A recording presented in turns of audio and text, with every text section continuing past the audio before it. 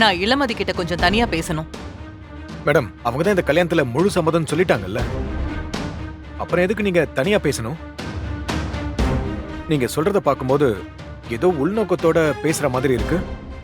Sir, நீங்க ஒரு police officer. நீங்களே எங்க வேலைக்கு கோஆபரேட் பண்ணலனா அப்புறம் எப்படி சார்? எனக்கு புரியுது மேடம். இருந்தாலும் நீங்க அவங்க கிட்ட வற்புறுத்தி. நோ, அது எங்க வேலை இல்ல. எங்க வேலை உண்மை என்னன்னு தெரிஞ்சுக்கிறது தான்.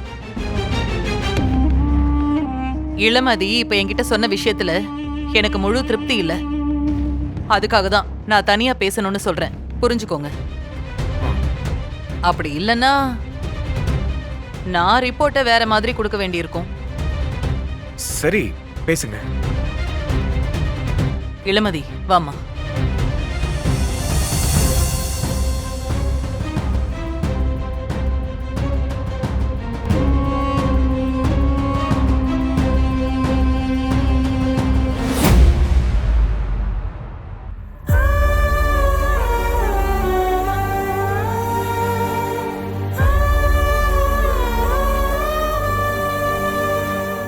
இங்க பாருமா, நானும் ஒரு பொண்ணுதான்.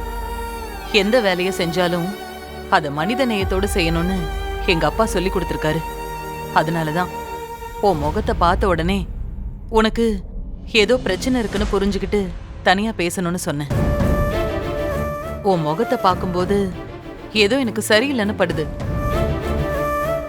கட்டாயத்தின் பேர்ல நீ இந்த கல்யாணத்துக்கு சம்மதிச்சிருந்தா உன் வாழ்க்கையே வீணா போயிடுமா.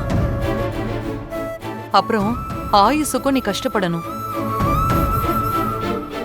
இங்க பாருமா, சரியோ தப்போ உன் முழு விருப்பம் இந்த கல்யாணத்துல இருக்கணும். சொல்லுமா. இங்க பாரு, நான் ஒரு அதிகாரியா உன்கிட்ட பேசல, ஒரு ஃப்ரெண்டா பேசுறேன்னு நினைச்சுக்கோ.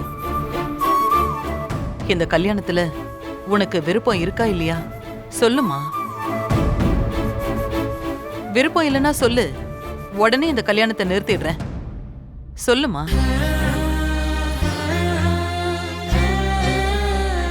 அத்தனை பேருக்கு முன்னாடி நீ சொல்றதுக்கு தயங்குவேன்னு சொல்லிதான் உன்னை நான் இங்க தனியாவே கூட்டிட்டு வந்தேன். உன் மனசுல இருக்கிறத இப்போவாவது சொல்லு. சொல்லுமா. நீ சொல்றதுலதான் உன் வாழ்க்கையோட எதிர்காலமே இருக்கு.